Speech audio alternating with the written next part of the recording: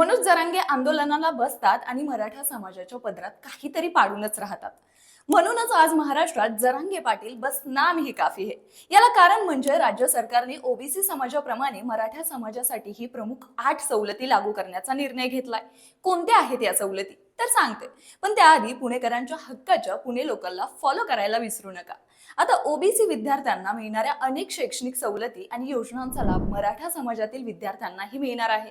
शिक्षणासाठी लागणारा आर्थिक भार कमी करण्याबरोबरच रोजगाराच्या संधी वाढवण्याच्या दृष्टीने हा निर्णय महत्त्वाचा मानला जातोय।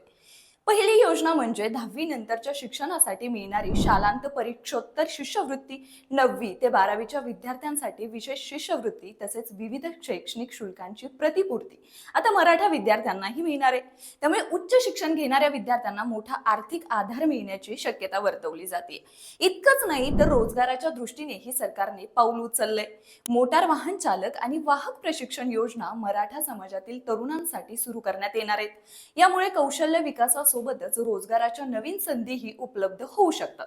तसेच महाराष्ट्र बाहेरील व्यावसायिक अभ्यासक्रमांसाठी विशेष प्रवेश घेणाऱ्या विद्यार्थ्यांनाही या योजनांचा लाभ मिळणार आहे। सरकारच्या या निर्णयातील आणखी एक महत्त्वाचा मुद्दा म्हणजे ओबीसी विद्यार्थ्यांना ज्या सर्व मान्यता प्राप्त व्यावसायिक अभ्यासक्रमांसाठी सवलती मिळतात त्या आता मराठा समाजातील विद्यार्थ्यांनाही लागू होणार आहेत। केंद्रीय प्रवेश प्रक्रिया पूर्ण झाल्यानंतर रिक्त राहिलेल्या जागांवर प्रवेश घेणाऱ्या विद्यार्थ्यांनाही या सुविधा मिळतील।